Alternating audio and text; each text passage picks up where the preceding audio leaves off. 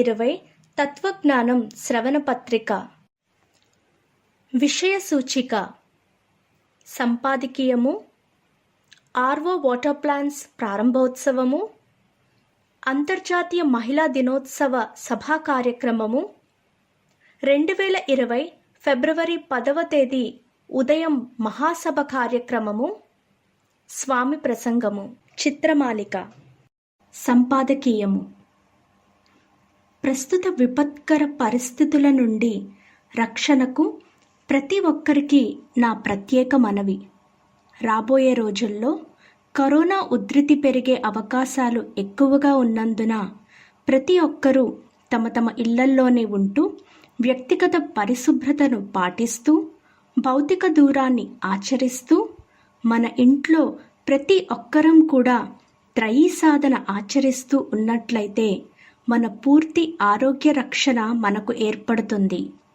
ఈ త్రయీ సాధన శారీరక ఆరోగ్యాన్ని, మానసిక ఆరోగ్యాన్ని కలిగిస్తూ మనలో ఉన్న జీవాత్మను పరమాత్మ స్వరూపిగా పరిణామం చెందే విధానంలో మనోశక్తిని మనలో ఏర్పరిచి ఎటువంటి భయోత్పాతానికి, అలజడికి, ఆందోళనకు, ఒత్తిడికి గురికాకుండా మన మనస్సును నిర్మలమైన, నిశ్చలమైన స్థితిలో ఉండే విధంగా మన మనస్సుకు మనం రక్షణ కల్పించుకునే అవకాశం మనకు కలుగుతుంది. ఈ విధంగా త్రయీ సాధన యొక్క అద్భుతమైన శక్తితో ఈ కరోనా వైరస్ యొక్క భయోత్పాతం నుండి మనం రక్షణ పొందవచ్చు. మనస్సు అలజడి చెంది ఒత్తిడికి గురైనప్పుడు మానసిక అనారోగ్యం ఏర్పడుతుంది. ఆ మానసిక అనారోగ్యం శారీరక అనారోగ్యానికి దారితీస్తుంది. తద్వారా మనలో వ్యాధి నిరోధక శక్తి తగ్గిపోతుంది. తద్వారా మనపై దాడి చేసేటటువంటి మన కంటికి కనిపించని కరోనా వైరస్ యొక్క దాడిలో మనం బాధితులం కాబడుతున్నాము. అందుచేత మనస్సుకు మనోధైర్యాన్ని, మనోశక్తిని మనం కల్పించుకుని శారీరక ఆరోగ్యానికి కావలసిన వ్యక్తిగత పరిశుభ్రత పాటిస్తూ భౌతిక దూరం ఆచరిస్తూ ఉన్నట్లయితే శారీరకంగా, మానసికంగా మనం దృఢంగా ఉండగలుగుతాం. అప్పుడు ఎటువంటి అనారోగ్యం మన దరిచేరదు. అలా ఏ విధమైన వైరస్ యొక్క సమస్యలు మనపై ఏర్పడకుండా తగు జాగ్రత్తలు మనం పాటించడానికి అవకాశం కలుగుతుంది. కాబట్టి ఈ సమయంలో మానసికంగా ఆధ్యాత్మిక పరమైన జ్ఞాన సాధన, ధ్యాన సాధన, ఈ రెండు సాధనలు మనస్సును నిలకడగా, నిశ్చలమైన, నిర్మలమైన స్థితిలో ఉంచడానికి తోడ్పడతాయి. అలాగే శరీరతత్వానికి ఒక మహోన్నతమైన అభౌతికమైన శక్తిని ప్రసాదించి శరీరంలో వ్యాధి నిరోధక శక్తిని పెంపొందించుకునే అవకాశం మంత్ర సాధన ద్వారా లభిస్తుంది. ఈ విధంగా త్రయీ సాధన ఒక ఔషధంగా మనలో ఆ శక్తిని ఏర్పరచుట చేత ఆ శక్తి ద్వారా మనలో వ్యాధి నిరోధక శక్తి వృద్ధి చెంది శారీరక, మానసిక ఆరోగ్యం సమకూర్చబడుతుంది. తద్వారా ఆరోగ్యకరమైన వాతావరణం ఆ స్థితిలో ఏర్పడే అవకాశం మనకు కలుగుతుంది. కాబట్టి ప్రతి ఒక్కరూ ఈ సమయంలో త్రయీ సాధన ఆచరిస్తూ మన ఆరోగ్య సూచనలు మనం అందరం కూడా పాటించగలిగినట్లయితే దానికి మించిన ఔషధం మరొకటి లేదు.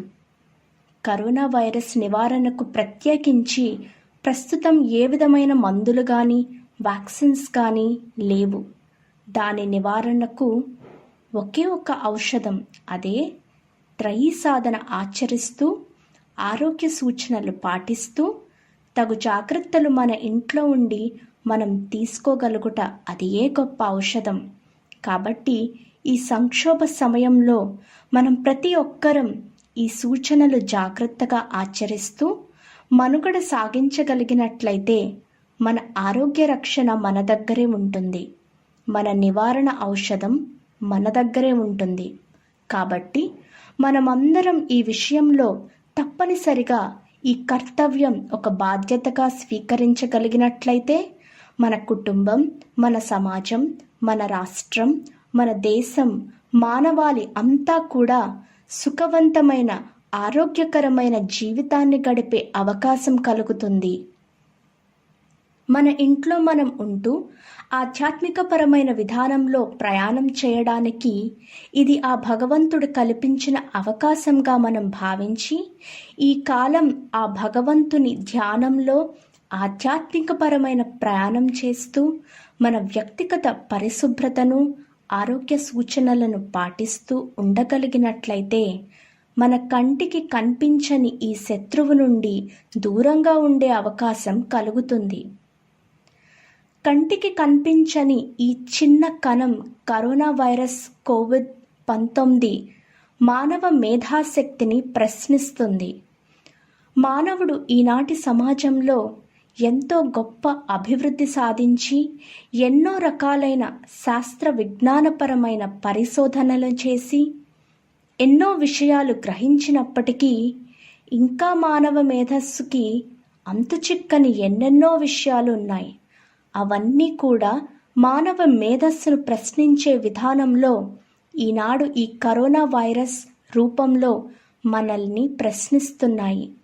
ఈ సందర్భంగా శాస్త్ర విజ్ఞాన పరంగా, మతాల పరంగా, విద్యాపరంగా, రాజ్యాల పరంగా ఉన్న విషయాలను విశ్లేషిస్తూ ఉమర్ ఆలీషా తత్వవేత్త సూఫీ వేదాంత దర్శం అనే గ్రంథంలో ఇలా తెలియజేశారు.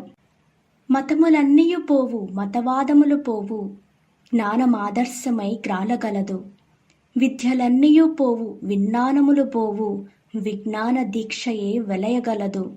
శాస్త్రంబులను పోవు, శస్త్రంబులను పోవు, తన మనశ్శక్తియే తనరగలదు. రాజ్యంబులను పోవు, రారాజులను పోదు, ఈశ్వర రాజ్యమే ఏలగలదు. శాంతి చేకూరునన్న వస్త్రములు గలుగు, నీతి బాధలు మొదలంట నెగిరిపోవు. ప్రేమ సెలయేళ్లు పారు హృద్వీధులందు, నదియే విజ్ఞాన దివ్య రాజ్యార్థమరయు. సూఫీ వేదాంత దర్శము. మతవాదాలతో మతం గొప్ప, నా మత ధర్మాలే గొప్ప అని చెప్పి మనం చెప్పుకునే మతవాదాలు అన్నీ పోయినా జ్ఞానమే మిగులుతుంది అని చెప్తున్నారాయన. విద్యలు, విజ్ఞానాలు పోయినా విజ్ఞానమే ఈ ప్రపంచాన్ని ఏలుతుందని చెప్తున్నారు. శాస్త్రంబులు పోవు, శస్త్రములు పోవు, శాస్త్రాలు శస్త్రాలు పోయినప్పటికీ తన మనోశక్తియే వెలయగలుగుతుంది అని చెప్తున్నారు. రాజ్యంబులు పోవు, రారాజులు పోవు, రాజ్యాలు పోయినా రారాజులు పోయినా ఈశ్వర రాజ్యమే చివరికి మిగులుతుంది అని చెప్తున్నారు ఆ తత్వవేత్త.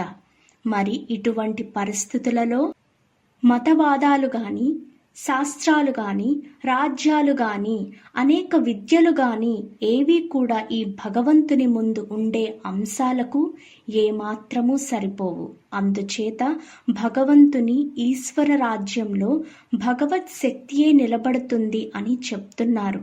కాబట్టి ఆ భగవంతుడి శక్తి ప్రధానమైన ఈ జీవస్వరూపంలో ఈ జీవరూపాన్ని సృష్టించిన భగవంతుడు అధినేతగా ఉన్నారు. కాబట్టి అటువంటి ఆ భగవత్ స్వరూపమైన ఆ అధినేత అయిన ఆ భగవంతుడిని మనం త్రయీ సాధన ద్వారా అర్థించి ఈ మానవాళికి సవాలుగా నిలిచిన ఈ కరోనా వైరస్ నుండి దూరం చేయమని ఆ భగవంతుడిని ప్రార్థిస్తూ ఆ స్వామి యొక్క, ఆ భగవంతుని యొక్క కృపకు పాత్రులు కావలెను. సర్వే జనా సుఖినో భవంతు. డాక్టర్ ఉమర్ అలీషా, నవమ పీఠాధిపతి. ఆర్వో వాటర్ ప్లాంట్స్ ప్రారంభము 2020 ఫిబ్రవరి 27వ తేదీన పిఠాపురంలో RRBHR స్కూల్లో Umar Alisha rural development trust ఆధ్వర్యంలో కూలింగ్ ఆర్వో వాటర్ ప్లాంట్ను స్వామి ప్రారంభించారు.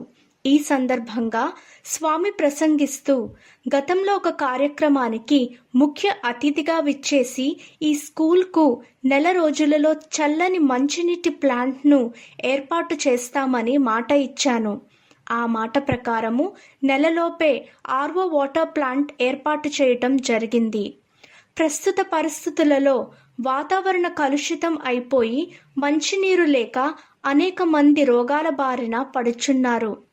కావున పిల్లలకు శుద్ధమైన మంచినీరు అందించి వారికి కలరా, టైఫాయిడ్ వంటి రోగాలు రాకుండా పిల్లలకు మంచి చదువుతో పాటు మంచి ఆరోగ్యాన్ని అందించాలి అనే ఉద్దేశంతో ఈరోజు ఆర్ఓ వాటర్ ప్లాంట్ ఏర్పాటు చేయటం జరిగిందని అన్నారు.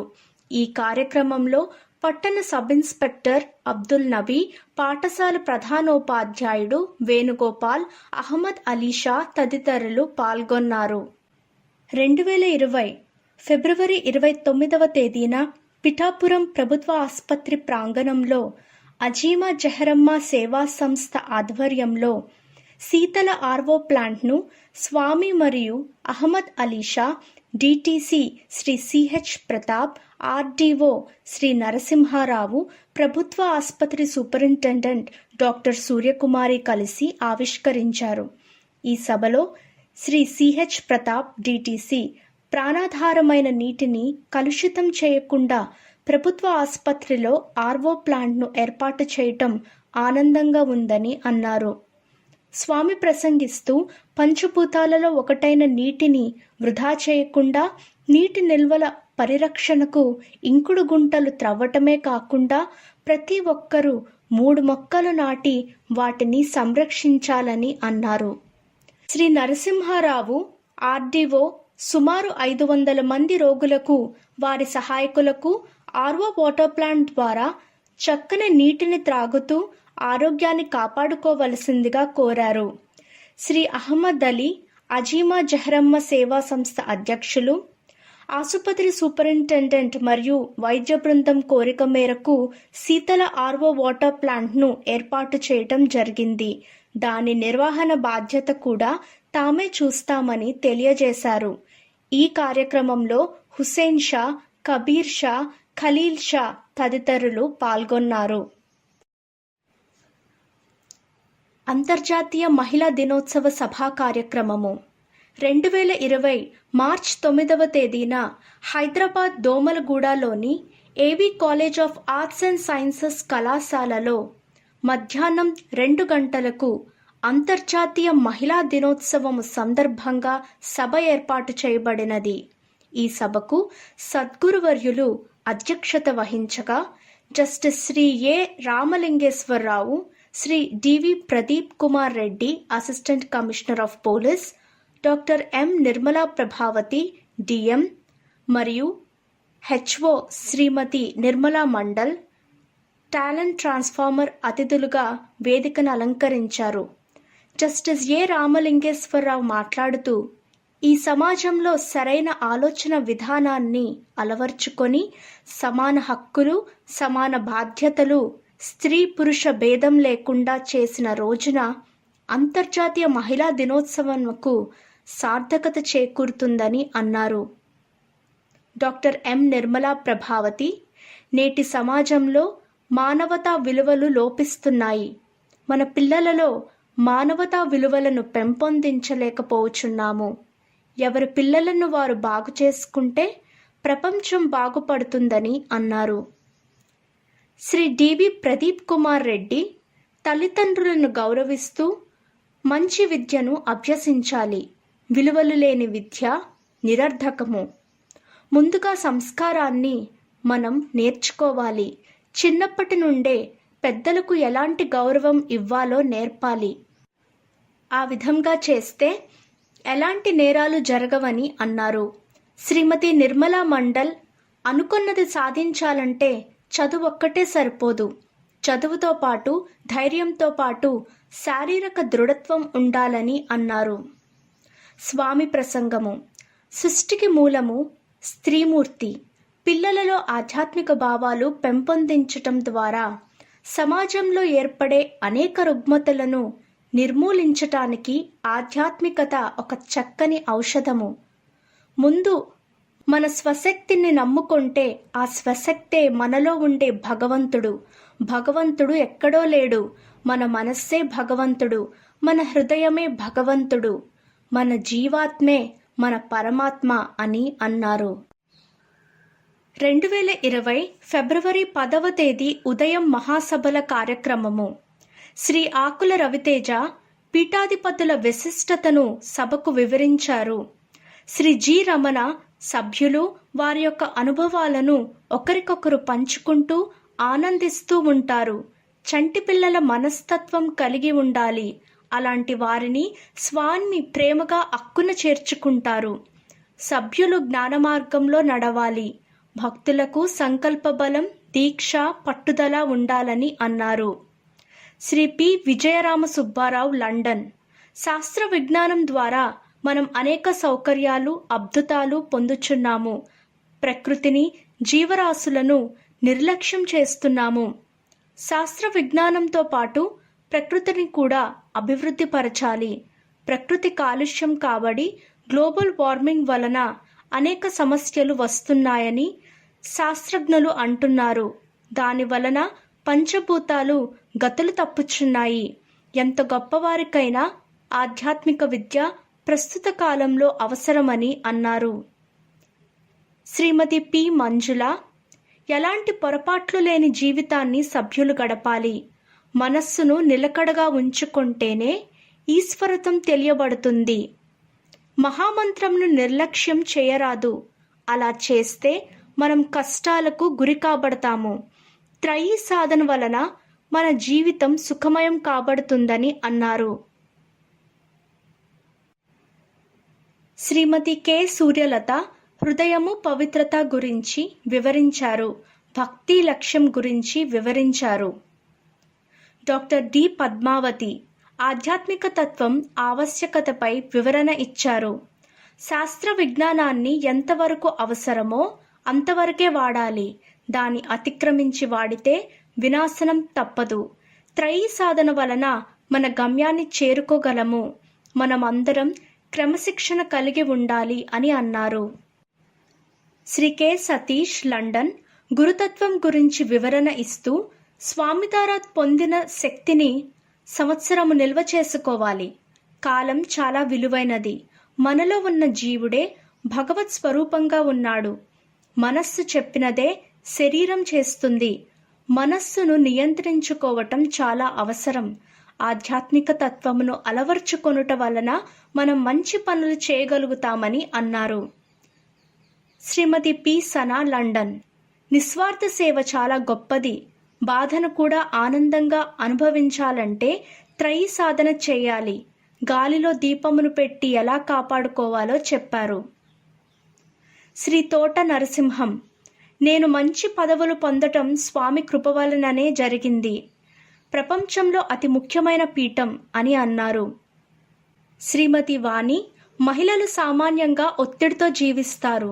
ఒత్తిడి అనేది వంటిల దగ్గర నుండి ప్రారంభం అవుతుంది. ఇది పోవాలంటే గురువును ఆశ్రయించాలి.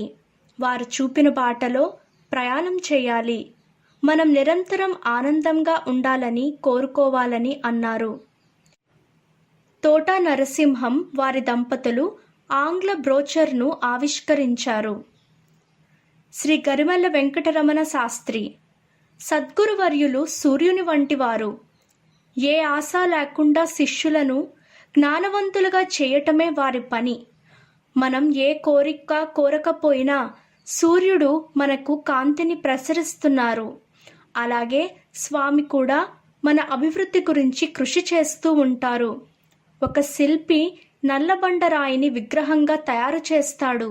ఆ విధంగానే మన దుఃఖాలను తొలగించి జ్ఞాన మార్గంలో నడిపించువారే సద్గురువు అని అన్నారు. శ్రీ పి ఆనంద్ కుమార్, మనం సుఖంగా, శాంతిగా, ఆరోగ్యంగా ఉండాలని కోరుకుంటాము. ప్రపంచ ఆరోగ్య సంస్థ వారి నివేదిక ప్రకారం ఎవరు ఆరోగ్యవంతులంటే ఎవరైతే కుటుంబ, స్నేహ సంబంధాలు కలిగి ఉంటారో వారు అని చెప్పటం జరిగింది. మనస్సుపై దాడి జరిగితే మనస్సు గాయపడుతుంది. ఆ గాయాలను జ్ఞానం అనే ఔషధం సేవించి మానుకోవచ్చు. ఆరాధనలో పాల్గొనటం వలన మనకు మంచి జరుగుతుంది. మానసిక ఒత్తిడులు తగ్గించుకుంటే మానవులు ఆరోగ్యవంతులుగా ఉంటారని అన్నారు. అనంతరం సమాచారదర్శిని తెలుగు బ్రోచర్ను శ్రీ ముద్రగడ పద్మనాభం గారు ఆవిష్కరించారు. పీఠం తెలుగు బ్రోచర్ను శ్రీ పిల్లి సత్యనారాయణమూర్తి ఆవిష్కరించారు. 2020 ఫిబ్రవరి 10వ తేదీ ఉదయం స్వామివారి ప్రసంగము. శ్రీ విశ్వ విజ్ఞాన విద్య ఆధ్యాత్మిక పీఠము తరతరాలుగా ఆధ్యాత్మిక ప్రవాహంలో ప్రవహింపచేస్తూ ఆ తత్వాన్ని మనందరిలో ప్రేరేపింపజేస్తున్న ఆధ్యాత్మిక తత్వం ఈనాటి జీవన తత్వానికి మహోన్నతమైన ఔషధము. ఆనందాన్ని, ఆరోగ్యాన్ని, సంతోషాన్ని ప్రసాదింపచేస్తూ జీవితం యొక్క అర్థాన్ని, పరమార్థాన్ని తరింపచేసే మతాతీత ఆధునిక మానవతా దేవాలయము శ్రీ విశ్వ విజ్ఞాన విద్య ఆధ్యాత్మిక పీఠము. ఈనాటి సమాజంలో ప్రపంచం నలుమూలలా చూస్తున్నాము. మతాల రూపంలో, అనేక రకాలైన అనారోగ్యాల రూపంలో, సామాజిక రుగ్మతలతో ప్రపంచంలో ఎన్నో తీవ్రమైన సంక్షోభాలు ఏర్పడుచున్నాయి. తద్వారా ఎంతోమంది ఎన్నో విషయాలుగా జీవితాలను చాలించటం జరుగుచున్నది. అటువంటి పరిస్థితుల నుండి మానవాళికి దివ్య ఔషధాన్ని మనస్సుకు ప్రసాదించి తరింపచేసేదే ఆధ్యాత్మికత. ఈ ఆధ్యాత్మిక తత్వము మానవాళిలో లోపించుట చేత సామాజిక, శారీరక, మానసిక రుగ్మతలు ఏర్పడి ఎంతో కాలం ఆనందంగా, సంతోషంగా జీవించవలసిన కాలాన్ని అనారోగ్యాలతో కోల్పోవచున్నాము. తీవ్రమైన ప్రమాదాలలో పడి జీవితాన్ని నష్టపోవచున్నారు. భగవంతుడు ప్రసాదించిన జీవితాన్ని అర్థం చేసుకొని పరమార్థాన్ని తరింపచేసుకోగలిగినట్లయితే మన జీవితానికి సార్థకత చేకూరుతుంది. అందుచేత మన జీవితం యొక్క అర్థాన్ని అర్థం చేసుకొని పరమార్థంగా మార్చుకోవాలన్నట్లయితే దానికి ఆధ్యాత్మిక తత్వం అనే ఔషధం ఎంతో అవసరము. ఈనాడు గురువుల సన్నిధానానికి చేరి ఆధ్యాత్మిక తత్వాన్ని పొంది వారి బాటలో ఆధ్యాత్మిక పరిణామాన్ని తీసుకొని రాగలిగినప్పుడు ఆ సద్గురువు పరమార్థాన్ని తెలియజేసే వ్యక్తిత్వంగా తెలియబడుచున్నారు. ఈనాడు సమాజంలో ఎంతో మంది గురువులు, పీఠాధిపతులు ఉన్నారు. తాత్విక జ్ఞానాన్ని పొందటానికి వారినందరినీ ఆశ్రయించి వారి ఆశీస్సులు పొంది వారి ద్వారా మన జీవితాలను సుఖమయం చేసుకోవాలనే విషయం, ఆశ, సంకల్పం మనలో ఏర్పడి వారిని ఆశ్రయిస్తున్నాము. ఒక గురువును ఆశ్రయించాము అన్నట్లయితే గురుతత్వాన్ని, గురువు విశిష్టతను గ్రహించాలి. ఆ గురుతత్వం అంత్యపరిణామంలో మన జీవితం యొక్క అర్థాన్ని, పరమార్థాన్ని ఏ విధంగా తరింపజేస్తుంది అని ప్రశ్నించుకొని తన గురువును అన్వేషణ చేయగలిగినప్పుడు ఆ అన్వేషణలో తనకు ఏర్పడిన ప్రశ్నలకు సమాధానాలు ఇచ్చినప్పుడు తాను ఆశ్రయించిన గురువు అని చెప్పబడుచున్నారు. అటువంటి సద్గురువు ఆశ్రయంలో మనం ఉన్నట్లయితే మనము చక్కని బాటను పొందే అవకాశం ఉంది. ఈ బాటను చూపెట్టే జీవితాన్ని ప్రసాదించిన వారే తల్లి తండ్రి. తల్లి తండ్రికి మించిన దైవం లేదు అని చెప్తుంది మన భారతీయ సంస్కృతి. మనం ఎంతమంది పీఠాధిపతులను, గురువులను ఆశ్రయించినా మొట్టమొదట మన తల్లిదండ్రులను పూజించి వారి ఆశీస్సులు పొందినట్లయితేనే స్వామీజీలు, గురువుల ఆశీస్సులు పొంది తరించే అవకాశం కలుగుతుంది. కానీ మన తల్లిదండ్రులను విస్మరించి గురువులను, స్వామీజీలను ఆశ్రయిస్తాము. ఇంట్లో ఉన్న దైవాన్ని మరచి ఎక్కడెక్కడో ఉన్న దేవాలయాలకు వెళ్ళి దైవత్వం పొందాలనుకుంటే దానికి అర్హత ఉండాలి. ఆ అర్హత తల్లిదండ్రుల నుంచి పొందవచ్చు. అప్పుడు గురువులను, స్వామీజీలను ఆశ్రయించి మన ఆధ్యాత్మిక ప్రయాణం సాగించటానికి అవకాశం కలుగుతుంది. ఈనాటి సమాజంలో ఆధ్యాత్మిక విలువలు కోల్పోవచ్చున్నాము అన్నట్లయితే కారణము మనలో ఉండే జడ కాలుష్యము. కలుషితమైన మంచినీళ్లు తాగితే మనకు అనారోగ్యం కలుగుతుంది. పీల్చే గాలి కలుషితం అయినట్లయితే అనారోగ్యం వస్తుంది. పంచభూతాలను కలుషితం చేసుకోవటం వలన సమాజంలో మానసిక కాలుష్యం, శారీరక కాలుష్యం ఏర్పడుచున్నాయి. ఎందుకు ఏర్పడుచున్నాయి అనే విశ్లేషణ చేసుకున్నట్లయితే పంచభూతాత్మకమైన స్వరూపం మానవుడు. పంచభూతాత్మకమైన స్వరూపం ఈ సృష్టి. అందుచేత సృష్టి బింబరూపంగా ఉంది. ప్రతిబింబ రూపంలో మానవుడున్నాడు. ఉదాహరణకు, మనం అద్దం ముందు నిలబడినప్పుడు మనం బింబం ప్రతిబింబం రూపంలో కనిపిస్తుంది. అద్దానికి మసిగాని ధూళిగాని ఉన్నప్పుడు మన బింబం ప్రతిబింబ రూపంలో స్పష్టంగా కనిపించదు. కారణం మసి, బూడిద. అదేవిధంగా సృష్టి, మానవుడు, ఈ మధ్య ఉన్న మాయ, భ్రాంతి అనే శక్తి తెరగా ఉంది. దాని వలన సృష్టి స్వరూపంగా ఉన్న భగవంతుడిని దర్శించలేకపోవచ్చున్నాము. ఈ సృష్టిలో ఉన్న పంచభూతాలను మానవుడు తన స్వార్థంతో కలుషితం చేయటం ద్వారా ఈనాడు అనేక రకాలైన క్రిములు, వైరస్, బ్యాక్టీరియా మొదలైన వాటి వలన రోగాలు ఏర్పడుచున్నాయి. అవి మానవాళికి ఎంతో ప్రమాదాన్ని కలిగిస్తున్నాయి. సూక్ష్మాతి సూక్ష్మమైన వైరస్ చైనాలో ఏర్పడి అది మానవ మారణ హోమాన్ని సృష్టిస్తున్నది. అది కంటికి కనిపించదు. గాలిలో కలిసిపోయి ఉన్న వైరస్ మానవాళికి పెను సవాల్ విసురుతోంది.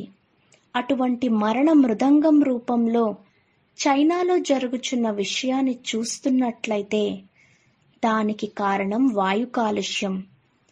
పంచభూతాత్మకమైన శక్తులు ఏవైతే ఉన్నాయో అవి మానవునిలో కూడా పంచభూతాత్మకమైన శక్తులుగా తెలియబడుచున్నాయి. ప్రాణం అంటే ఏది అని ప్రశ్నించుకున్నట్లయితే పంచభూతాత్మకంగా మనలో ఉన్న శక్తియే ప్రాణమని చెప్పబడుచున్నది. కలుషితమైన విషయాన్ని మన శరీరంలో ప్రవేశపెట్టినప్పుడు అనారోగ్యం ద్వారా ప్రాణాన్ని కోల్పోవడం జరుగుతుంది. అందుచేత సృష్టిలో ఉన్న పంచభూతాలు కలుషితం కాకుండా వాటిని అవగాహన చేసుకుంటూ వృక్షరాశిని, జీవరాశిని కూడా సమతుల్యత పాటించే భావన ఆధ్యాత్మిక తత్వం ద్వారా ఏర్పడుతుంది. తద్వారా మనలో ఉండే జడ కాలుష్యం తొలగించుకునే అవకాశం కలుగుతుంది. పంచభూతాత్మకమైన సృష్టి నేను అనే స్వరూపంగా ఉన్నది అనే విషయం ఆధ్యాత్మిక గ్రంథాలలో చెప్పబడుచున్నది. నేను అనే స్వరూపం ఎలా ఉంది అని విశ్లేషించుకున్నట్లయితే ఆ విరాట్ నుండి ఆనాడు తెగిపోయి ఆవిర్భవించి మత్స్యాకారమందగా అంటే మహా తేజస్సుగా ఉండే తేజస్సు నుండి నేను అనే ధ్వని ఉత్పన్నం కాబడి ఆ ధ్వనితో కూడిన అణువు మహా తేజస్సు నుండి విడవడిన అణువు సృష్టిగా మారి పంచభూతాలుగా మారి జీవరాశిగా మారి చివరకు 84 లక్షల జీవరాశుల అనంతరం మానవ జన్మగా వచ్చింది. మహా తేజస్సు నుండి విడువడిన అణువులో ఏ శక్తి ఉందని ప్రశ్నించుకున్నప్పుడు నేను అనే శక్తి నిండియున్నది. మహా తేజస్సు నేను అనే స్వరూపంగా ఉంది. మన వేదాలలో చెప్పబడిన విషయం తత్వమసి, అయమాత్మ, ప్రజ్ఞానం బ్రహ్మ, అహం బ్రహ్మస్మి అని చెప్పబడింది. అంటే తత్వాన్ని అనుసరించి ప్రయాణం చేసినప్పుడు శారీరక తత్వం, మానసిక తత్వం గురించి తెలియబడినప్పుడు ఆత్మతత్వం తెలియబడుతుంది. ఆత్మ 84 లక్షల జీవరాశులలో ప్రయాణం చేసి చివరకు మానవ జన్మలో ప్రవేశించింది. ఎందుకు ప్రవేశించింది? జ్ఞానసిద్ధి గురించి ఆత్మ మానవ జన్మలో ప్రవేశించింది. జ్ఞానసిద్ధి మానవునికే ఎందుకు కలిగింది అన్నప్పుడు, సృష్టికర్త మానవునికి మేధాశక్తిని ప్రసాదించాడు. మేధాశక్తి చేత జ్ఞానమనే మహాశక్తిని పొంది, జ్ఞానశుద్ధిని పొంది ఆత్మజ్ఞానిగా పరిణామం చెందగలుగుచున్నాడు. ఆత్మజ్ఞానిగా పరిణామం చెందిన స్థితి ప్రజ్ఞానం బ్రహ్మ అనే స్వరూపంగా మారుతుంది. ప్రజ్ఞానం బ్రహ్మ అనే స్వరూపం తేజస్సుగా పరిణామం చెందే స్థితియే అహం బ్రహ్మస్మి, నేను బ్రహ్మస్వరూపిగా అయితిని అని చెప్పగలుగుచున్నాడు. అంటే జ్ఞానం తేజస్సుగా మారటము. జ్ఞానం తేజస్సుగా ఎలా మారుతుంది అని ప్రశ్నించుకున్నప్పుడు, ఏదైతే మహా తేజస్సు నుండి నేను అనే ధ్వని విడవడి పదార్థ రూపంగా పంచభూతాలుగా మారి, పంచభూతాల నుండి జీవరాశి ఏర్పడి, జీవరాశిలో ఉండే పదార్థంలో మానవ రూపం తెలియబడి, మానవ రూపంలో మేధాశక్తి ద్వారా జ్ఞానమనే శక్తిని గ్రహించి, జ్ఞానమనే శక్తిని తేజస్సుగా మార్చుకోగలిగాడు. కాబట్టి మనలో ఉండే నేను అనే తేజస్సు, విరాట్ రూపంలో ఉన్న తేజస్సు రెండూ ఒక్కటే అనే విషయం ఎప్పుడైతే గ్రహించి తరింప చేసుకోగలుగుతాడో అదియే మోక్షము, ముక్తి అని చెప్పబడుచున్నది. అటువంటి ముక్తిని పొంది తరింప చేసుకోవటానికి మానవ జన్మ వచ్చింది. ఈ మానవ జన్మలో అనేక మార్గాలు ఉన్నాయి జ్ఞానాన్ని పొందటానికి. ఆ జ్ఞానాన్ని పొందే మార్గాలే మతాలని చెప్పబడుచున్నాయి. మతము అంటే మార్గము.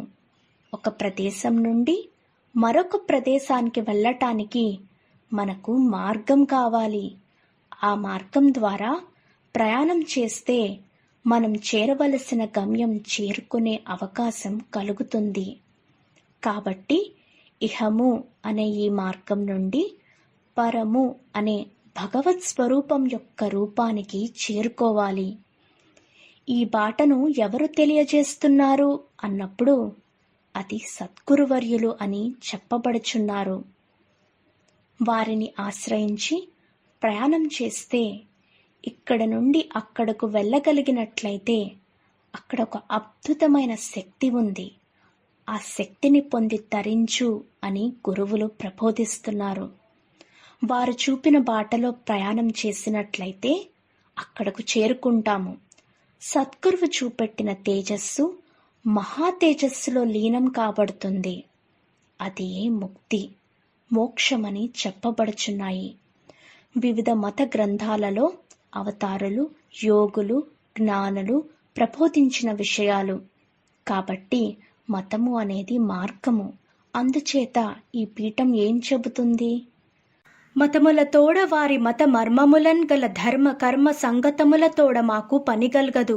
జ్ఞానము యోగ దీక్షలన్ మతి గడియించినట్టి నిజ మార్గము వారి పవిత్ర జీవిత ప్రతతిని తెలుపు తాత్విక సభా సదనం విధి అభ్యసింపగన్. ఈ 3 రోజుల మహాసభలలో మనం ఏం పొందుచున్నాము? ఆధ్యాత్మిక తాత్విక సంపద. ఆ సంపద మనలో ఉండే అజ్ఞానమనే చీకటిని తొలగించి ఆత్మను జ్ఞానశుద్ధిగా మారుస్తుంది. తద్వారా మనలో జ్ఞానజ్యోతి ప్రకాశిస్తుంది. ఆ జ్యోతి మనలో ఎప్పటి వరకు ఉంటుంది? ఆ ఇంధనం ఉన్నంత వరకు జ్యోతి ప్రకాశిస్తూ ఉంటుంది. ఎప్పుడైతే ఇంధనం అయిపోతుందో అప్పుడు జ్యోతి ప్రకాశించదు. ఉదాహరణకు, మనం నూనె వేసి దీపాన్ని వెలిగిస్తున్నాము. నూనె ఉన్నంతసేపు దీపం వెలుగుతుంది. నూనె అయిపోయిన తరువాత దీపం ఆరిపోతుంది. అదేవిధంగా నూనె అనే రూపంగా ఉన్న జ్ఞానాన్ని ప్రతిరోజు అభ్యాసం చేస్తూ ఉండాలి. రోజు అభ్యాసం చేస్తే నూనె అనే జ్ఞానం నిరంతరం ఉంటుంది. అప్పుడు జ్ఞానజ్యోతి మనలో నిరంతరం ప్రకాశిస్తుంది. ఏదో ఈరోజు సభకు వచ్చాం, ఉపన్యాసాలు విన్నాం, ఇంటికి వెళ్ళిన తరువాత జ్ఞాన సాధన చేయమంటున్నారు. కానీ మనం జ్ఞాన సాధన చేయకుండా పడుకుంటాం. కానీ జ్ఞాన సాధన నిరంతరం చేయటం వలన తేజస్సు అనే స్థాయికి చేరుకోగలుగుతాం. ఆ విధంగా జ్ఞాన సంపాదను ఇక్కడ పొందినట్లయితే జ్ఞానజ్యోతి మనలో ప్రకాశింపబడుతుంది. ఆ జ్ఞానజ్యోతి ద్వారా గురువు విశిష్టత, గురుతత్వం మనం గ్రహించగలుగుచున్నాము. ఆ విధంగా గ్రహించిన విషయాలకు మన జీవన వ్యవస్థలో అనేక రకాలైన తాపత్రయాలు ఏర్పడుతూ ఉంటాయి. గురుతత్వాన్ని అభ్యాసం చేయటం ద్వారా, తాపత్రయాల ద్వారా పరీక్షింపబడినప్పుడు గురుతత్వం యొక్క మహోన్నతమైన శక్తిని మన అనుభవంలో పొంది తరిస్తున్నాము. ఆ విధమైన ప్రయాణం చేసినప్పుడు గురువుకు శిష్యుడికి మధ్య చక్కని బాంధవ్యం ఏర్పడుతుంది. ఆ బాంధవ్యము ఆధ్యాత్మిక తాత్విక జ్ఞానం ద్వారా ఏర్పడుతుంది.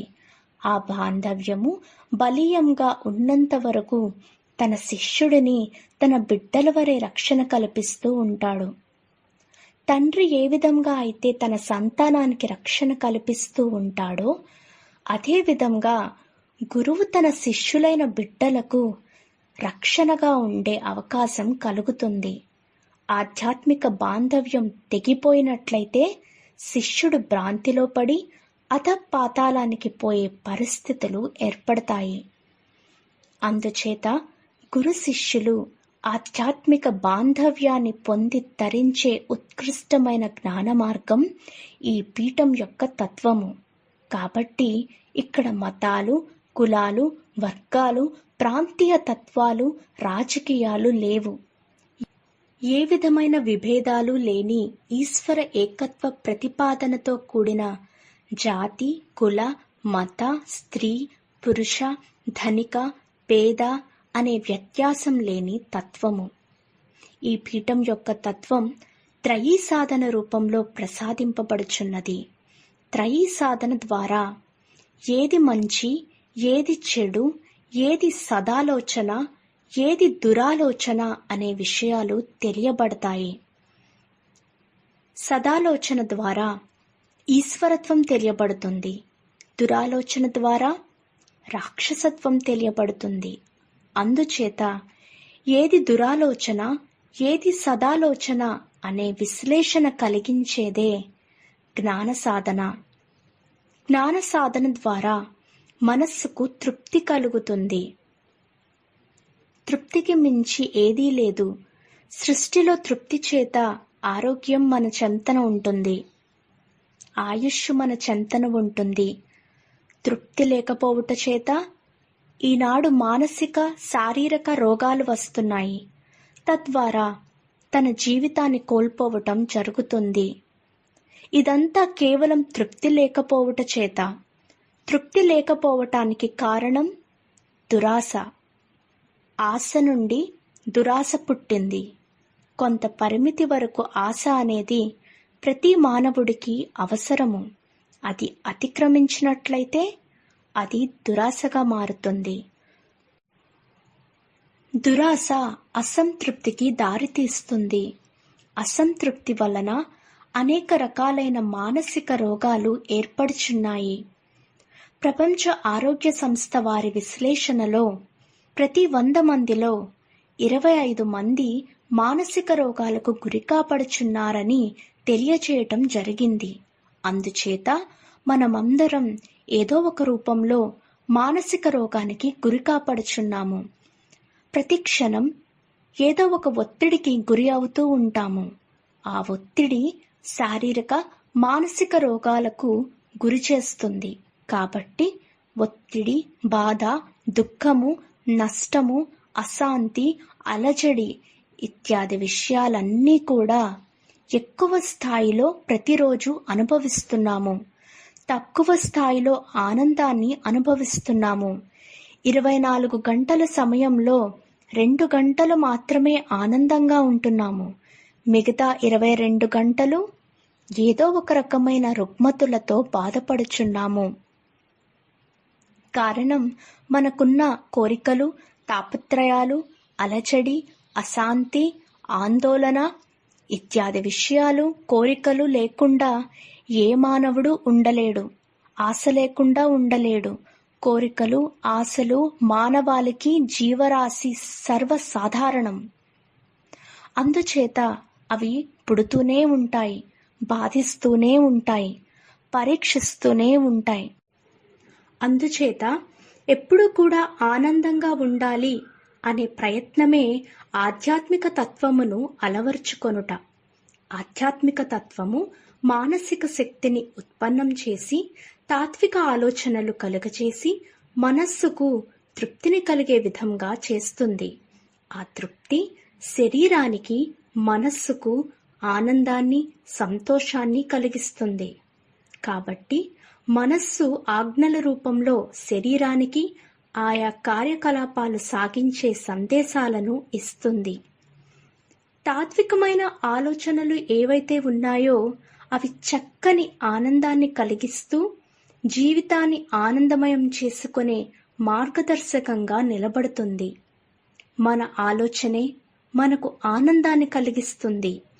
మనస్సులో కల్మషం ఉంటే శరీరం దానికి అనుగుణంగా స్పందిస్తుంది. తద్వారా అనారోగ్యపూరితమైన వాతావరణం శరీరంలో ఏర్పడుతుంది. ఆనందం, ఆరోగ్యం కోల్పోవచ్చున్నాము.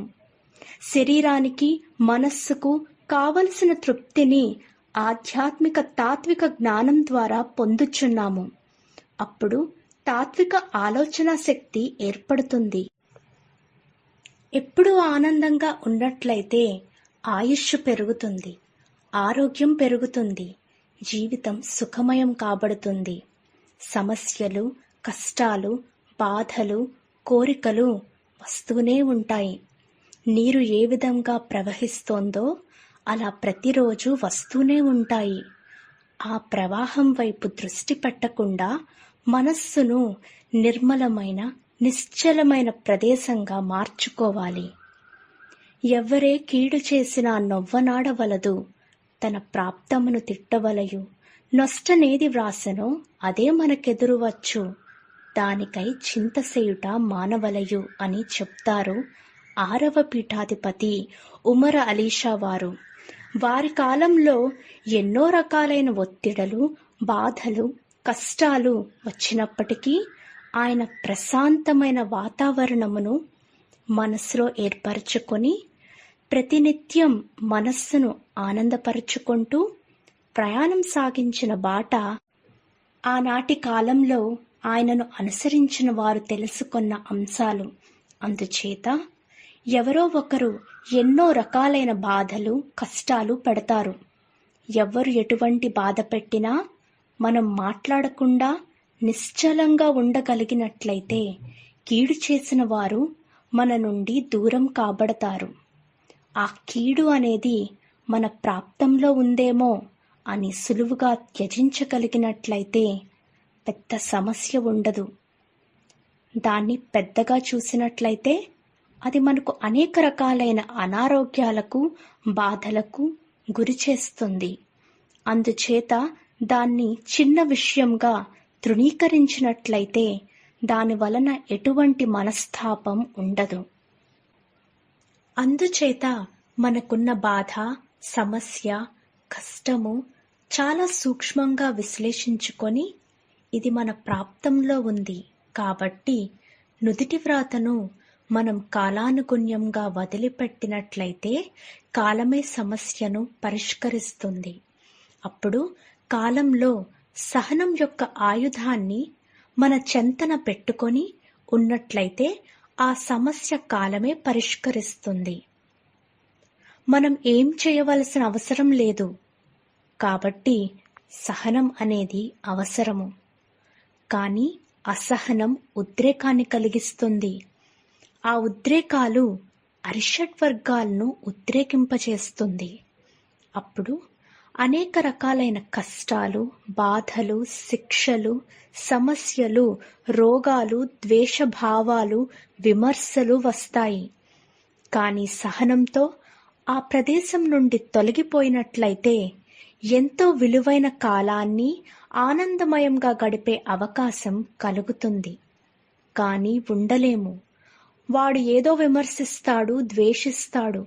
వెంటనే మనస్సు స్పందిస్తుంది, ఉద్రేకింపబడుతుంది. మొత్తానికి రక్తపాతం సృష్టింపబడుతుంది. కేవలం క్షణికావేశం, అసహనం ఉద్రేకాన్ని కలిగించి అక్కడ తీవ్రమైన నష్టాన్ని కలిగిస్తుంది. ఆ సమయంలోనే ఆధ్యాత్మికతో కూడిన తాత్విక ఆలోచనా శక్తితో క్షణికావేశం ఏర్పడకుండా శాంతంతో, తృప్తితో కూడిన ఆధ్యాత్మిక జ్ఞానంతో మనస్సును అన్వయింపచేసుకొని ఆ క్షణం గడపగలిగినట్లయితే ఎంతో విలువైన కాలాన్ని ఆనందంగా గడిపే అవకాశం కలుగుతుంది. ఆ విధంగా ప్రయాణం చేయాలన్నట్లయితే నిత్యం జ్ఞానజ్యోతిని మనలో ప్రకాశింపచేస్తూ ఉండాలి. అజ్ఞానం అనేదే అసహనం. అసహనం అగ్నికి ఆహుతి చేయటానికి ప్రయత్నం చేస్తుంది. అందుచేత అగ్నికి ఆహుతి కాకుండా మనస్సును నిర్మలమైన సహనం అనే నీరుగా మార్చాలి. అన్నట్లయితే జ్ఞానజ్యోతిని మనలో ప్రకాశింపచేయాలి. జ్ఞానజ్యోతి ద్వారా సహనం అనే నీరు అగ్నిని ఆర్పివేస్తుంది. అప్పుడు సంతోషకరమైన కాలం మనకు లభిస్తుంది. మన జీవన విధానంలో ప్రతి లిప్త అనేక అసహనాలు ఏర్పడుతూ ఉంటాయి, ఉద్రేకాలు ఏర్పడుతూ ఉంటాయి, ఒత్తిడులు ఏర్పడుతూ ఉంటాయి. వాటన్నిటికీ పరిష్కార మార్గము సహనమును అలవర్చుకోవటమే. ఈ సహనము ఆధ్యాత్మిక తాత్విక జ్ఞానం ద్వారా మాత్రమే లభిస్తుంది. ఈ సహనమును ప్రతిరోజు పొందినట్లయితే మన జీవన విధానంలో వచ్చే అనేక సమస్యలను మనమంతట మనమే పరిష్కరించుకునే అవకాశం కలుగుతుంది. సహనం లోపించటం వలన ఇన్ని సమస్యలు వస్తున్నాయి. ప్రపంచంలో, సమాజంలో, జీవన వ్యవస్థలో, కుటుంబ వ్యవస్థలో అనేక సమస్యలు ఏర్పడుచున్నాయన్నట్లయితే కారణం సహనం లోపించటమే. కాబట్టి సహనం అనే ఆయుధం మన చెంతన ఉన్నట్లయితే ఎన్నో విజయాలు సాధించవచ్చు. ఎంతో గొప్పవారిగా పరిణామం చెందే అవకాశం కలుగుతుంది. ఆ విధంగా సహనానికి ప్రతీకగా నిలిచిన మాతృమూర్తి జహెరా అమ్మవారు వారిని ఆదర్శంగా తీసుకొని, నేను నా జీవన ప్రయాణంలో 31 సంవత్సరాల సుదీర్ఘమైన జీవన విధానంలో ఎన్నో ఆటుపోట్లు, ఎన్నో అగాధాలు, ఎన్నో అవరోధాలు అన్నిటినీ అధిగమించగలిగాను అన్నట్లయితే కేవలం మాతృమూర్తి సహనం యొక్క లక్షణాన్ని నేను స్వీకరించాను. ఆ లక్షణమే ఈరోజు ఈ స్థాయికి చేర్చి ఈ మహోన్నతమైన తాత్విక జ్ఞానాన్ని మీ అందరికీ ప్రసాదించటానికి అది మార్గదర్శకం కాబడింది. కాబట్టి ఈ పీఠం యొక్క తత్వం అనుభవ రూపంలో, పాఠాల రూపంలో తెలియజేసి, ఆ పాఠాలను నేను పొంది ఆ అనుభవాలనే మీకు ప్రసాదిస్తున్నాను. నేను గ్రంథాలు చదివి చెప్పే విషయాలు కావు. నా జీవన తత్వంలో వచ్చే అవరోధాలను, అగాధాలను అధిగమించగలిగాను అన్నట్లయితే కేవలం సహనం అనే ఒక్క ఆయుధమే కారణం. పూర్వ పీఠాధిపతుల ఆశీస్సులు పొందుతూ వారు ప్రసాదించిన జ్ఞాన మార్గంలో ప్రయాణం చేస్తూ నేను మహోన్నతమైన తత్వాన్ని పాఠాల రూపంలో మీకు ప్రసాదిస్తున్నాను. కాబట్టి ఇది అనుభవంతో కూడిన తత్వము, ఈ పీఠం యొక్క తత్వము. ఇది డాంబికాలకు, వేషభాష్యాలకు దూరంగా ఉన్న తత్వము. కాబట్టి ఒక పీఠాధిపతిని, ఒక యోగిని అర్థం చేసుకుంటే మన జీవిత పరమార్థం తెలియబడుతుంది. అవన్నీ మరచిపోయి గురువు దగ్గరకు వచ్చి ప్రసాదాన్ని స్వీకరించి ఇంటికి వెళ్ళగానే నా కోరిక తీరిపోవాలి, నా సమస్య పరిష్కారం కాబడాలి, నా సమస్యలన్నీ పూర్తయిపోవాలనే తాత్కాలికమైన భ్రాంతిజనితమైన భావన జ్ఞానం యొక్క యథార్థాన్ని తెలియబడకుండా మరిపింపచేస్తుంది. సద్గురువు దగ్గర ఏ సంపద ఉంది, ఆ సంపదను ఎలా పొందాలి, ఆ సంపదను ఏ విధంగా ఉపయోగించుకోవాలి, ఏ విధంగా ఆ బాటలో ప్రయాణం చేయాలి అనే ప్రశ్న వేసుకొని ఆ సంపద వైపు ప్రయాణం చేస్తే ఆ సంపద యొక్క అమోఘమైన శక్తి మన జీవన విధానంలో వచ్చే అనేక సమస్యలను పరిష్కరించుకునే స్వశక్తి మనకే తెలియబడుతుంది. అందుచేత తత్వవేత్తలను, యోగులను, జ్ఞానులను అర్థం చేసుకోకుండా వారి సంపద వస్తే చాలని భావిస్తాము. కానీ మనం తత్వం వైపు దృష్టి పెట్టకపోవుట చేత మనకు వచ్చే సమస్యలను తట్టుకోలేకపోవచ్చున్నాము. కుటుంబంలో, సమాజంలో తీవ్రమైన నష్టాలు ఏర్పడుచున్నాయి. వాటన్నిటికీ పరిష్కార మార్గాలు రెండు. 1 సహనం, 2 తాత్విక జ్ఞానం. ఈ 2 మనం గురువు నుండి పొందినట్లయితే మనకు అన్నీ పరిష్కారం అయినట్లే. ఇంక ఏది అవసరం లేదు. జీవితం అర్థం తెలుస్తుంది, జీవితం పరమార్థం తెలుస్తుంది. త్రయీ సాధన ఆచరించినట్లయితే ప్రతిలిప్త ఆనందంగా ఉండవచ్చు, సంతోషంగా, తృప్తిగా గడపవచ్చు. కష్టాలు ప్రతి జీవికి ఉన్నాయి. మీ అందరి కష్టాలు మహాపర్వతంగా నా శిరస్సుపై ఏర్పడతాయి. భయపడకూడదు. కష్టం వచ్చిందంటే దానికి భయపడకూడదు. ఏది వచ్చినా నిశ్చలంగా, నిర్మలంగా, సహనంతో ఆ సమస్యను విశ్లేషించుకోవాలి. దానికి పరిష్కారం ఏమిటి అనే విషయంలో తాత్విక కోణంలో ఆలోచించాలి. అక్కడున్న పరిస్థితులను అవగాహన చేసుకోవాలి. అప్పుడు సద్గురువు మహామంత్రం యొక్క శక్తి మనకు ప్రసాదింపబడుతుంది, మనసులో స్ఫురింపబడుతుంది. కాలానికి అన్వయింపచేయండి.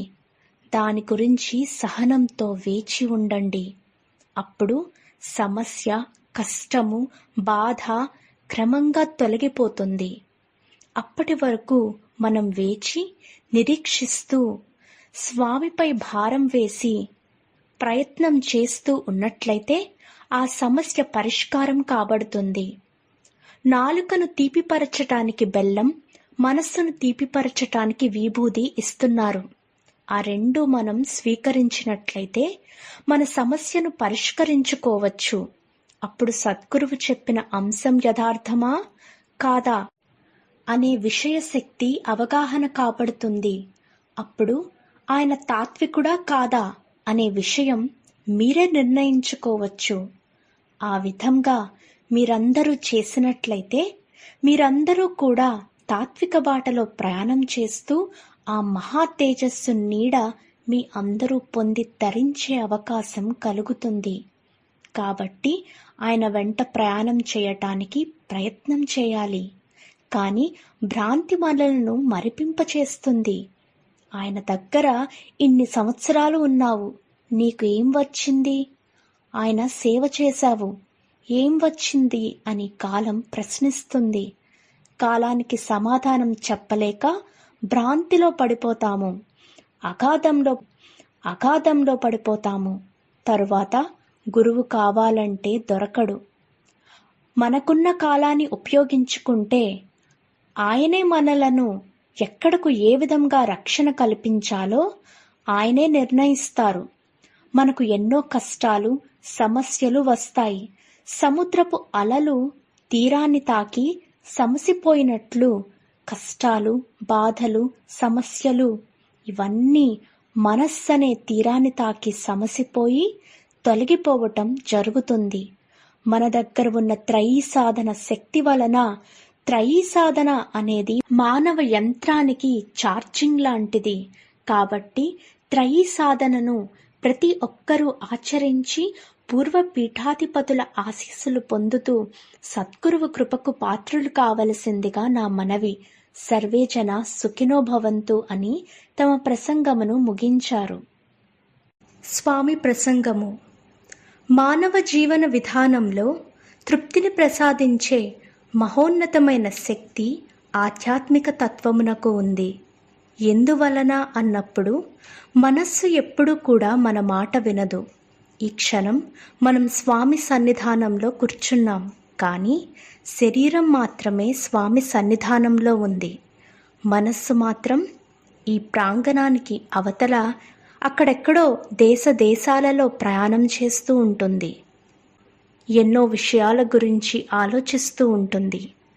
అటువంటి మనస్సును శరీరంలో కూర్చోపెట్టి స్వామి ప్రబోధించే తత్వం వైపు దృష్టి సారించు అని మనస్సుకు ఎంత చెప్పినా వినదు. అందుచేత బాడీ ప్రజెంట్, మైండ్ యాబ్సెంట్ అని చాలామంది చెప్తూ ఉంటారు. కాబట్టి మనస్సును కూడా శరీరంలో కూర్చోపెట్టి స్వామి చెప్పే ఆధ్యాత్మిక తత్వం వైపు దృష్టి సారింపచేసే లక్ష్యాన్ని కలిగించాలి అన్నట్లయితే మనస్సును నియంత్రించే శక్తి కావాలి. ఆ శక్తియే మహామంత్రము. ఒక్క రోజులో మహామంత్రం ద్వారా మనస్సును నియంత్రించలేము. నిత్యం పారాయణం చేయటం ద్వారా మనస్సుకు ఒక అద్భుతమైన శక్తి కలుగుతుంది. ఆ శక్తి మనస్సును ఒక చోట నియంత్రింపచేసే లక్ష్యంగా మార్చి శరీరంలో మనస్సును కూర్చోబెట్టి స్వామి ప్రబోధించే విషయం వైపు దృష్టి సారింపచేసే శక్తిని ప్రసాదిస్తుంది. అదియే మహామంత్రంలో ఉన్న శక్తి. మన జీవితంలో విద్య, వివాహం, సంతానం, ఆరోగ్యం మొదలైన సమస్యలు ఎన్నో ఉంటాయి. వాటిని పరిష్కరించుకొనుటకు స్వామి దగ్గరకు వస్తున్నాము, మంత్రం స్వీకరిస్తున్నాము. ఆ మంత్ర మననం చేత మన విషయాలన్నీ తొలగింపబడిన తరువాత మహామంత్రాన్ని మరచిపోయి భ్రాంతిలో పడిపోవచ్చున్నాము. భ్రాంతి చేత మహామంత్రాన్ని మరచిపోయి మహామంత్రాన్ని ఎలా మననం చేసుకోవాలని ఆలోచించినప్పుడు అప్పుడు మహామంత్రం గుర్తుకు రాదు. అందుచేత నిత్యం పారాయణం చేత మహామంత్రం యొక్క శక్తి మనకు నిరూపణ కాబడుతుంది. అందుచేత మహామంత్రం యందు అర్హత సాధించాలి అన్నట్లయితే మొట్టమొదట మనకు కావలసింది స్వామి యందు భక్తి. ఆ భక్తితో కూడిన విశ్వాసము, విశ్వాసము భక్తితో కూడిన లక్ష్యము. లక్ష్యము జ్ఞానరూపంగా మారి జ్ఞానరూపమైన శక్తి మహామంత్రం ద్వారా అద్భుతమైన శక్తిని మన జీవాణువులలో ప్రసరింపచేసి జీవాణువులను చైతన్యపరచి జీవ చైతన్య పరిణామ రూపమైన శక్తి శరీరానికి మహామంత్ర రూపంలో, మనస్సుకు మహామంత్ర రూపంలో ఏర్పడుట చేత మనలో మహామంత్ర స్వరూపమైన శక్తి కలిగి ఆ మహామంత్ర స్వరూపమైన శక్తి మన దినచర్యలో వచ్చే ప్రతి అంశాన్ని పరిష్కరించి మనస్సుకు, శరీరానికి శక్తిని ప్రసాదించి మనకున్న సమస్యలను కానీ, కష్టాలను కానీ, బాధలను కానీ తొలగింపచేస్తూ మనం ఏదైతే జ్ఞాన రూపంలో పొందిన విషయం ఉందో అది మన ఆలోచన శక్తిని సంస్కరింపచేస్తుంది. అప్పుడు మన ఆలోచన మంచిదా చెడుదా అని విశ్లేషించి మంచిని స్వీకరించి చెడును విసర్జింపచేసి ఏ విధంగా అయితే హంస పాలలో ఉన్న నీరును తొలగించి పాలను స్వీకరిస్తుందో అదేవిధంగా మనస్సు మంచి అనే పాలను స్వీకరించి నీరు అనే చెడును తొలగింపచేస్తుంది. అప్పుడు మనస్సు హంస కింద పరిణామం చెందే స్థితి జ్ఞానం ద్వారా కలుగుతుంది. అంటే జ్ఞానం లక్ష్యంగా ఉంది. లక్ష్యం విశ్వాసం, భక్తితో కూడినదిగా ఉంది. అంటే మనకు మొట్టమొదట మెట్లు భక్తి, విశ్వాసము, లక్ష్యము, జ్ఞానము. ఈ మెట్లను ఒకదాని తరువాత మరొకటి అధిరోహించగలిగినప్పుడు పైకి ఎక్కగలుగుచున్నాము. పైనుండి చూసినప్పుడు అన్ని విషయాలు మనకు తెలియబడతాయి. కింద నుండి చూస్తే కొన్ని విషయాలే తెలియబడతాయి. ఆ విధంగా పై మెట్లన్నీ అధిరోహించగలిగినట్లయితే ఒక అద్భుతమైన శక్తి ఉంది. అది తెలుసుకోవాలి అనే అన్వేషణ మనస్సు ప్రారంభిస్తుంది. అప్పుడు మనస్సు మన దగ్గర ఉండి మన మాట వినటానికి ప్రయత్నం చేస్తుంది. ఆ విధమైన ప్రయత్నం దేని వలన కలిగింది? కేవలం మహామంత్రం యొక్క అద్భుతమైన శక్తి ద్వారా కలిగింది. అప్పుడు మంచిని పొంది చెడును తొలగించుకునే మానవత్వాన్ని తాను గ్రహించగలుగుతున్నాడు. తనలో ఉన్న మానవత్వాన్ని తెలుసుకోగలిగినప్పుడే తనలో ఒక అద్భుతమైన శక్తి ఈశ్వరత్వంగా ఉంది అనే విషయం తెలియబడుతుంది. అందుచేత మానవత్వమే ఈశ్వరత్వమని చెప్తుంది ఈ పీఠం యొక్క తత్వము. అందుచేత ఇది మతాలకు అతీతము. అన్ని మతాల సారాంశాన్ని ఒక్కటిగా చేసి మానవత్వపు విలువలతో కూడిన శక్తియే అద్భుతమైన శక్తి, అదియే నీలో ఉండే ఈశ్వరుడు, నీలో ఉండే పరమాత్మ, నీలో ఉండే బ్రహ్మస్వరూపము. ఆ బ్రహ్మస్వరూపాన్ని దర్శింపచేసేదే మనం పొందిన నిత్య పారాయణం చేత జ్ఞానం ద్వారా కలిగిన జ్ఞాననేత్రము. ఆ జ్ఞాననేత్రం చేత మనలో ఉన్న ఈశ్వరుడిని దర్శింపచేసుకోగలుగుచున్నాము. ఆ ఈశ్వరుడెక్కడున్నాడు అన్నప్పుడు ప్రతి జీవాణువులోనూ ఆ ఈశ్వరుడు నిండియున్నాడు. అనోరణీయాన్ మహతో మహీయాన్ యశోనురాత్మ అనే భగవద్గీత స్వరూపమైన విధానంలో చెప్పబడినట్లు మన ప్రతి జీవాణువులో కూడా ఈశ్వరుడు నిండియున్నాడు. అందుచేత ఆ ఈశ్వరుడెక్కడున్నాడు అనే విషయంలో ఒక పారసీక తత్వవేత్త ప్రశ్నించుకుంటాడు తనలో తాను.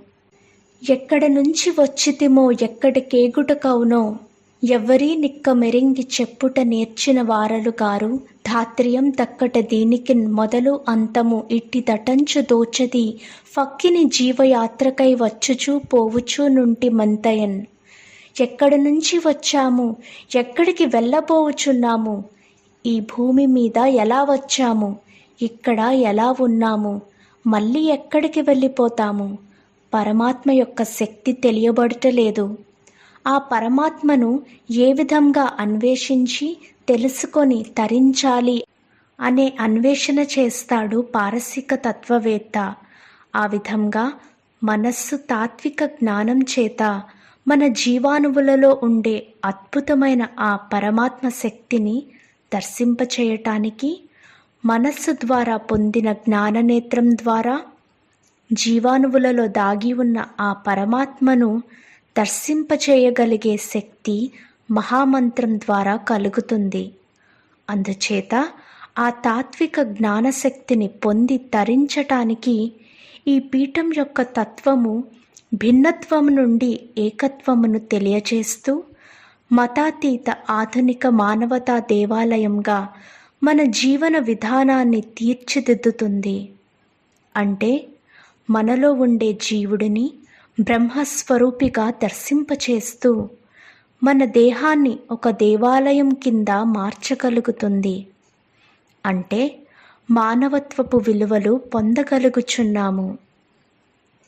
మానవత్వపు విలువల చేతనే మనలో ఈశ్వరత్వం తెలియబడుతుంది. ఈనాటి కాలంలో భగవంతుడిని అనేక రూపాలలో, అనేక ఆచార వ్యవహారాలతో, ఆయా నామాలతో పూజిస్తున్నాము, ధ్యానిస్తున్నాము, అర్థిస్తున్నాము, ఆచరిస్తున్నాము. చివరి గమ్యానికి చేరినప్పుడు అన్ని బాటలుగా తెలుసుకోగలుగుచున్నాము. అది కేవలం జ్ఞానశక్తి ద్వారా మాత్రమే తెలియబడుతుంది. జ్ఞానశక్తిని పొందకుండా భ్రాంతి అనేక రూపాలుగా అవరోధాలు కలిగిస్తుంది. భ్రాంతిని మించినది మరొక్కటి లేదు అనే భావాన్ని ఉత్పత్తి చేయటం చేత నా మతం గొప్ప, నేను గొప్ప అనే అహంకారపూరితమైన వాతావరణం ఏర్పడి భ్రాంతి రూపమైన ఉద్రేకానికి గురిచేసి చివరికి మన వినాశనానికి దారితీసే అవకాశం కలుగుతుంది. కాబట్టి భ్రాంతి మన జ్ఞానశక్తిని వృద్ధిపరచకుండా అనేక రకాలుగా అవరోధాలు కలిగిస్తుంది. భ్రాంతి శక్తి గొప్పదా, ఈశ్వర శక్తి గొప్పదా అనే విశ్లేషణ చేసుకున్నప్పుడు భక్తుడు ఏం చెప్తాడు అన్నప్పుడు భ్రాంతి శక్తి గొప్పదని చెప్తాడు. ఎందువలన? అది సులభంగా ఉంటుంది, సూక్ష్మంగా ఉంటుంది, ఆనందంగా ఉంటుంది. అందుచేత భ్రాంతి శక్తే గొప్పదని చెప్తాడు. కష్టాన్ని, బాధను తట్టుకోలేక, పరబ్రహ్మ స్వరూపాన్ని దర్శించలేక, సూక్ష్మంగా అన్నీ పొందాలనే భావంతో ఇది కష్టము. అది సులువుగా ఉంది కనుక భ్రాంతి శక్తియే గొప్పదనే భావంలో పడిపోవటం జరుగుతుంది. అందుచేత భ్రాంతి ఎవ్వరినీ ఏ కాలంలో కూడా విడిచిపెట్టదు. సామాన్యులను మొదలుకొని తాత్వికుడు, యోగి, జ్ఞాని వరకు అందరినీ అనేక రూపాలుగా ప్రశ్నిస్తుంది, పరీక్షిస్తుంది. ప్రశ్నించే పరీక్షకు ఎవరైతే అర్హత సాధించి ఉత్తీర్ణత పొందుతారో వారు భ్రాంతిని బలహీనపరుచుకోగలుగుతారు. ఈశ్వరత్వం వైపు వారి ప్రయాణం సాగుతుంది. అందుచేత ఈశ్వరుని రహస్యం తెలుసుకోవటం చాలా కష్టము. అందుచేత ఆ ఈశ్వరుని రహస్యంబు ప్రశ్నోత్తరముల చేత ఎన్నడూ తెలియబడదు. వెలలేని ధనములు వెచ్చించి సాధింప సాధ్యంబు కాదు నిస్సంశయంబు భవత్సరంబులు ప్రాణంబులు అరికట్టి నెత్తురు తపస్సున నీరు చేసి కష్టములు పడకుండా గాంచనేరవు బ్రహ్మ వస్తువు నాస్తికాభాసమందు. కష్టపడితేనే గాని బ్రహ్మ వస్తువు తెలియబడదు. అనేక ధర్మ గ్రంథాలు చదివాను, అనేక విషయాలు తెలుసుకున్నాను అని ఈశ్వరుణ్ణి ప్రశ్నించి తరిద్దామంటే కూడా ఈశ్వరుడు తెలియబడడు. నా దగ్గర కోట్లాది ధనం ఉంది, ఆ ధనంతో భగవంతుడిని తెలుసుకుందామన్నా కూడా తెలియబడడు. నెత్తురును తపస్సు ద్వారా నీరుగా మార్చినా కూడా భగవంతుడు తెలియబడుటలేదు. కష్టంలోనే భగవంతుడు తెలియబడుచున్నాడు. సామాన్యంగా మనం కూడా దేవాలయానికి, స్వామి దగ్గరకు, మసీదుకు, చర్చికి వెళ్ళి కష్టం లేకుండా చేయి స్వామి, కష్టం వస్తే ఆ కష్టాన్ని తొలగించు స్వామి అని ప్రార్థిస్తాము.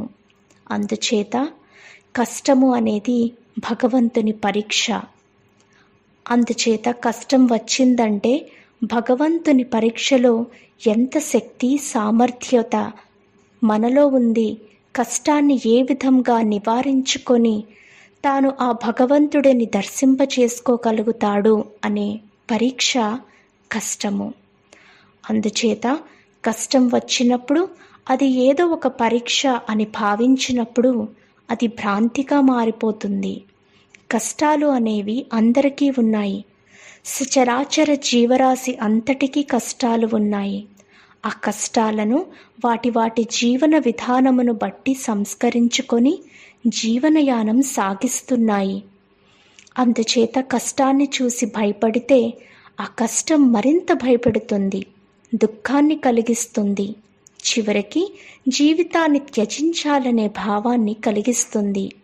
అందుచేత కష్టంలో ఉన్నప్పుడు భగవంతుని వైపు దృష్టి సారించి ఆ భగవత్ శక్తి ద్వారా, లక్ష్యం ద్వారా, భగవత్ తత్వం ద్వారా మన కష్టాన్ని పరిష్కరించుకోవడానికి ప్రయత్నం చేస్తే అందులో ఉన్న యథార్థం మన అనుభవంలో మనకు తెలియబడుతుంది. ఆ అనుభవ రూపమైన శక్తియే భగవంతుడు. ఈ రూపంగా రక్షించాడు అనే అనుభూతిని పొందటం చేత అది మహత్యంగా భావించుకుంటున్నాము. అటువంటి శక్తి మనస్సుకు ప్రసాదింపబడే విషయం మహామంత్రం ద్వారా పొందుచున్నాము.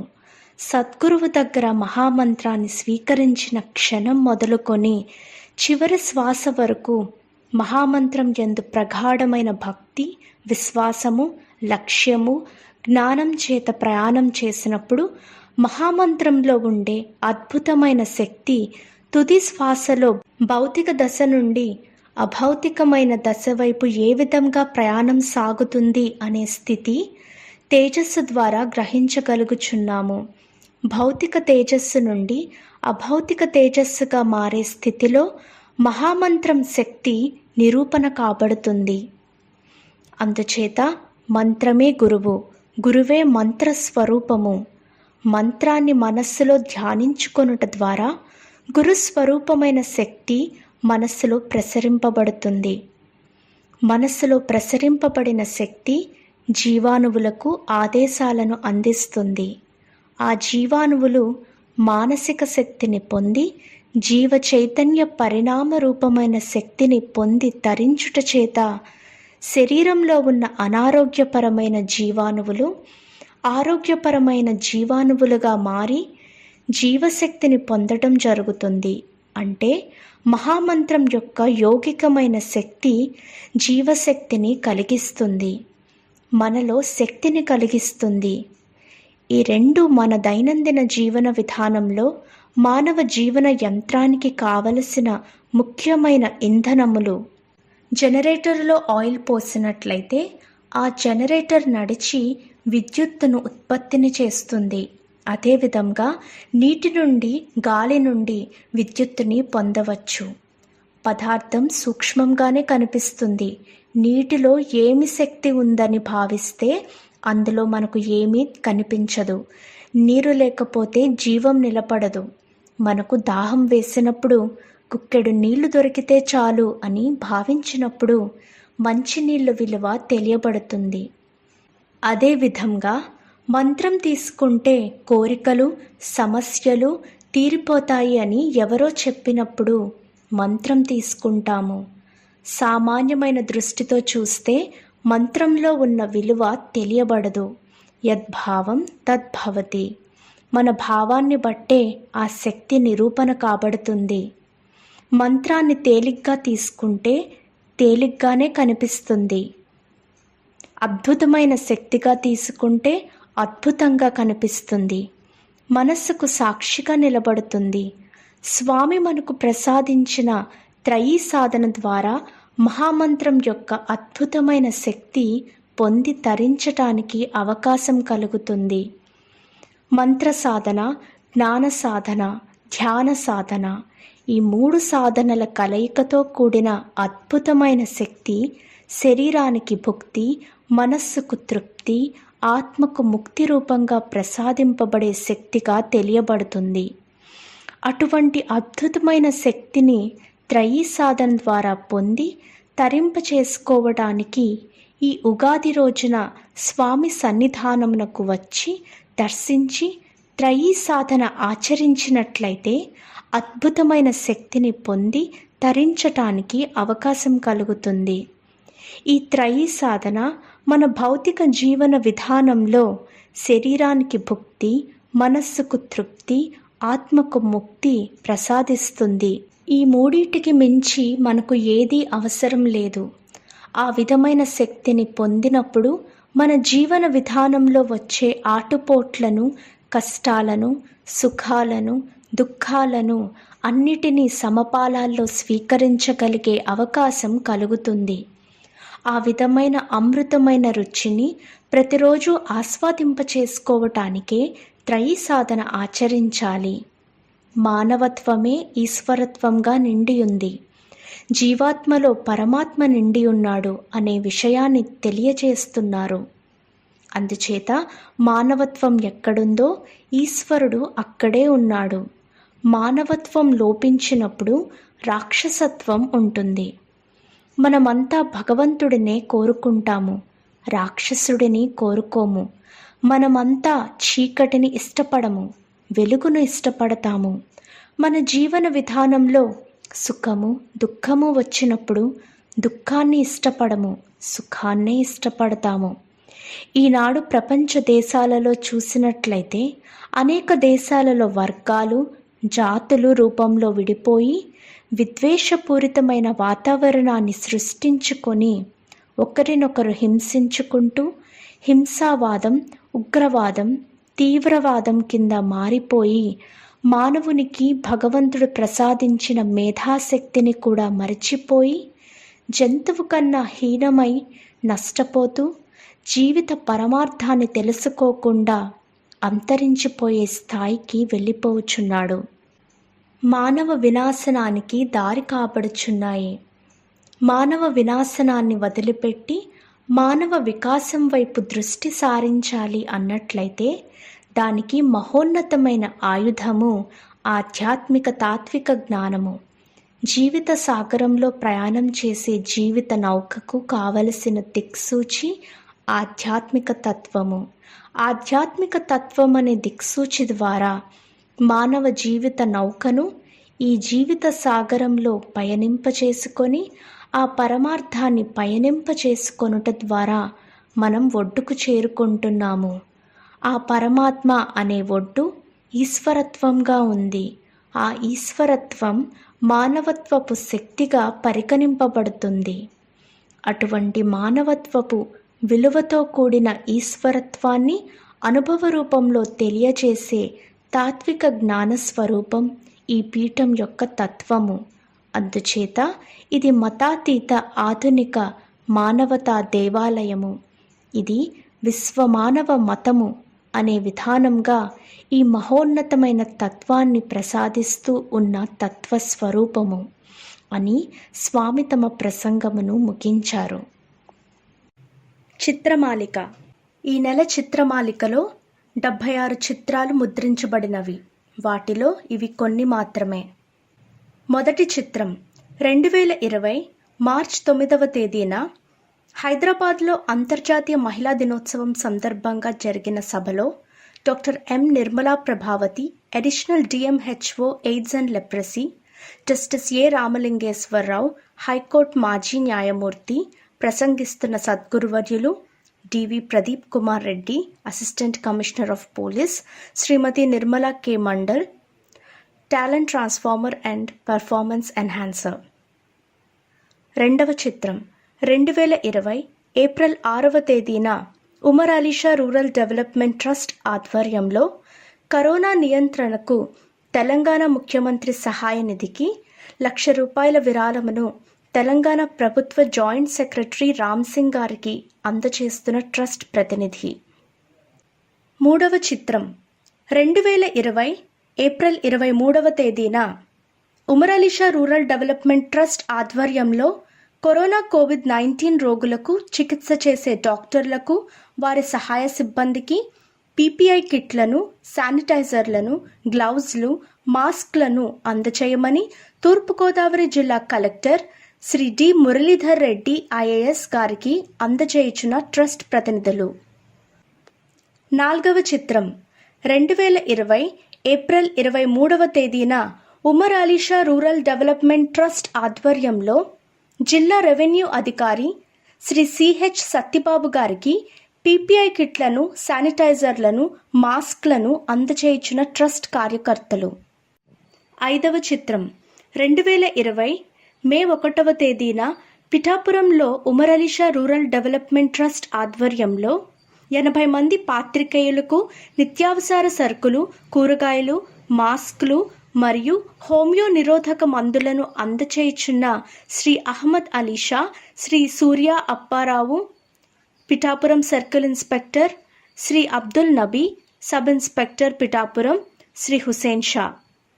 ఆరవ చిత్రం 2020 ఏప్రిల్ 30 తేదీన భీమిలి జోన్లో పనిచేయుచున్న 150 మంది కాంట్రాక్ట్ పారిశుద్ధ్య కార్మికులకు నిత్యావసర సరుకులు, మాస్కులు మరియు వ్యాధి నిరోధక హోమియో మందులు పంపిణీ చేయుచున్న municipal zonal commissioner Govindarao, Srinivasarao, TPRO పాల్గొన్న ట్రస్ట్ కార్యకర్తలు.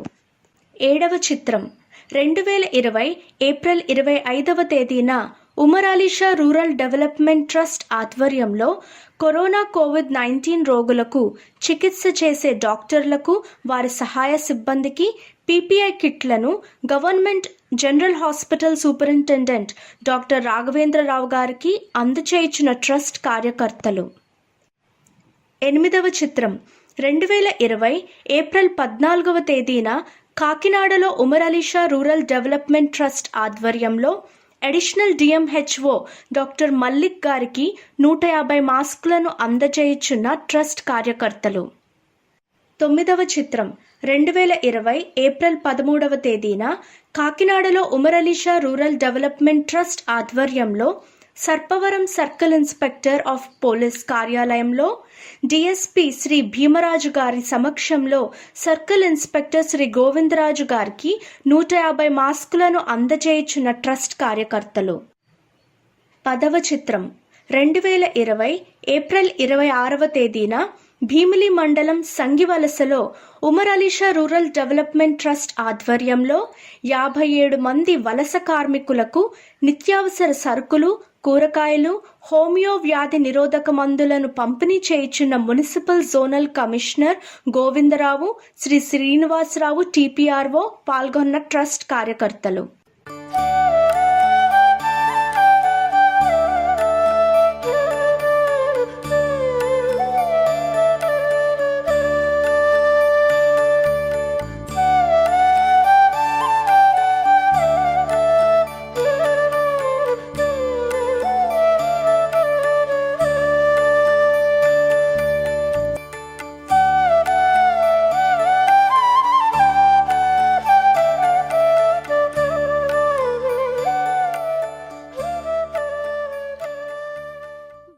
ఇంతటితో మే 2020 శ్రవణ పత్రిక సమాప్తం.